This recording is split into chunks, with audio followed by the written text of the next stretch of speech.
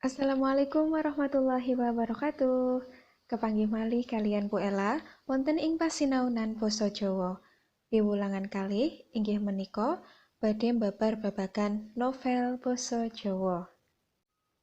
Nah, cobi sinten ingkang nate maos utawi mirsani novel basa Jawa? Menika, Ibu sampun nyumawisaken 3 tulodo novel basa Jawa ingkang misuwur.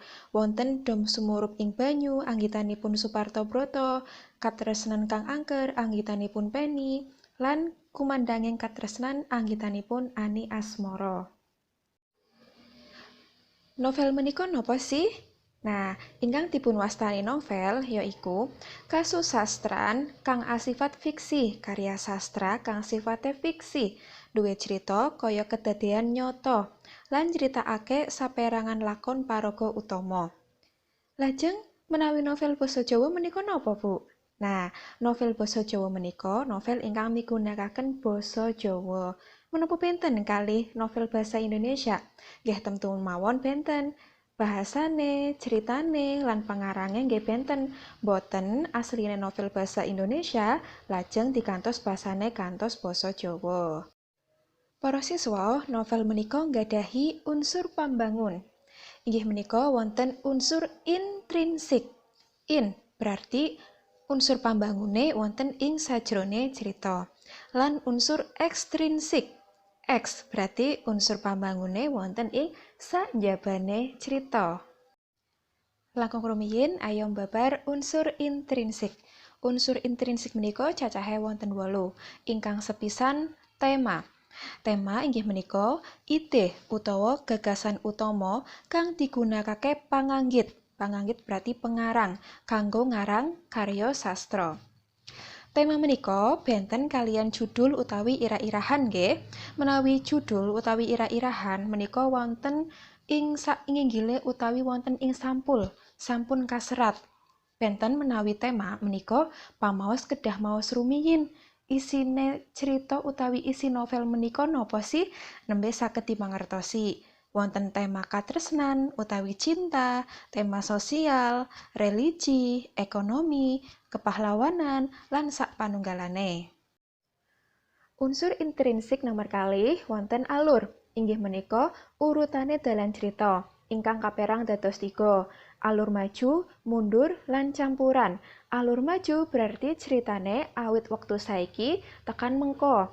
Alur mundur nggih berarti walikane ing wektu kapungkur tekan saiki. Kapungkur ke berarti miyen. Lan alur campuran berarti ing sakjerone cerita wonten alur maju lan alur mundur.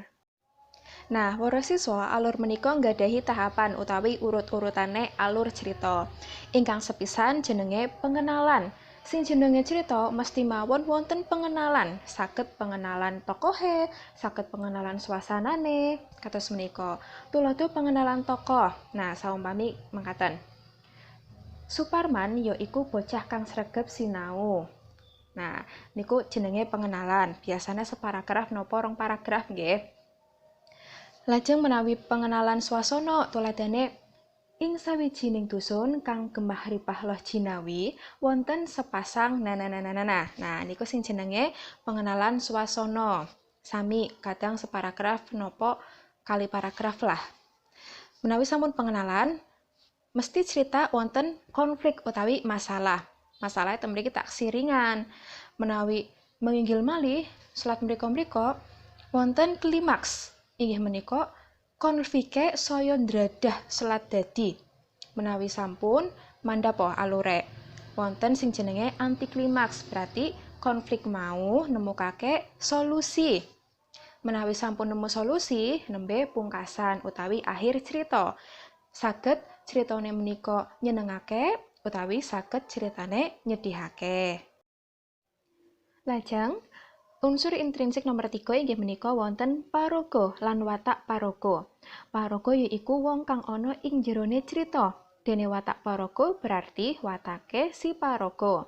Watak paraga menika kaperang dados 3. Wonten watak protagonis, antagonis, lan tritagonis. Ibu kinten menika pun ngertos nggih? Protagonis berarti watak utawi paraga ingkang ndukung jalane crita. Dene antagonis berarti walikane, lan tritagonis menika penengahe. Nomor sekawan, punjering crita utawi sudut pandang, yaiku cara panganggit utawi pangripta ngetrepno awake dhewe ing sajroning crita. Kaperang dados kalih, wonten wong kapisan lan wonten wong katelu. Punjering crita wong kapisan yaiku panganggit utawi pangarang mlebu ing crita lan jenenge paraga nganggo aku. Menawi punjering crita wong katelu yaiku panganggit ing njaba crita. Cirine migunakake jeneng wong paragane. Kalajengaken nomor gangsal inggih menika latar utawi setting. Ingkang kaperang dados 3. Wonten latar panggonan, tuladanipun wonten ing peken, pasar, wonten ing omah, wonten ing njaba. Nah, menika sing jenenge latar panggonan.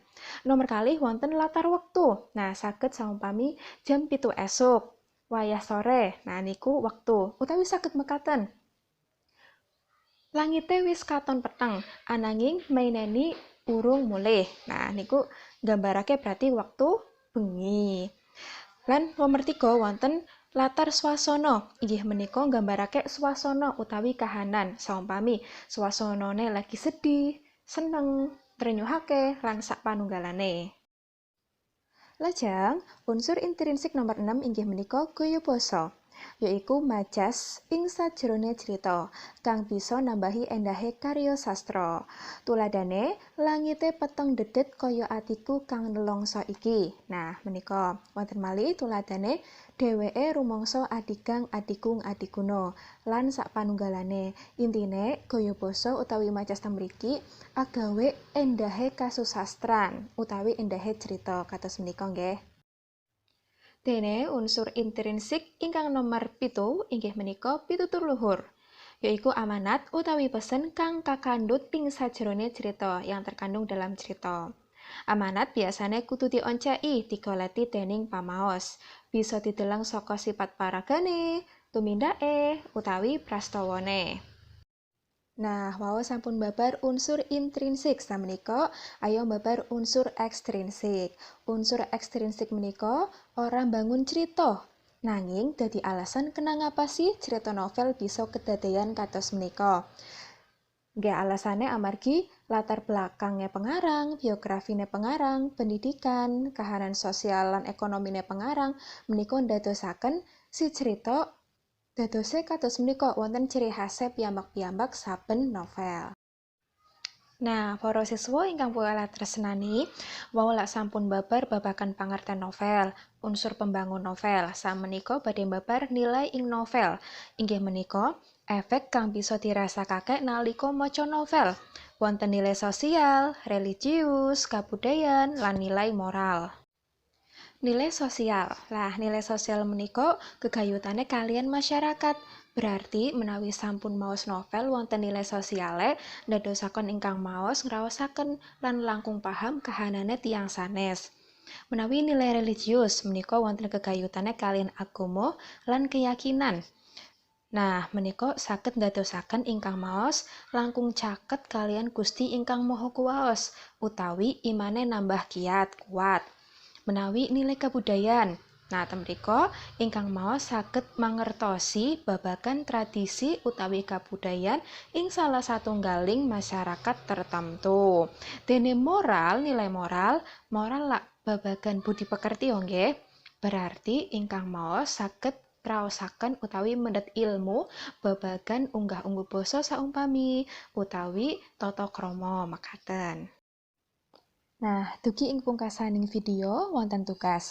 Inggih menika, damela utawi buatlah analisis unsur intrinsik sinopsis novel ingkang irah-irahanipun tretes tintrim. Anggitanipun Suparto Broto. Menika wonten ing LKS kaca 11 ngantos 11. Cobi sumangga LKS dipikak lajeng mangke diserat wonten buku, ditulis di buku, ampun kesupen diparingi nama, kelas, lan nomor absen. Lajeng dikempalaken wonten GC.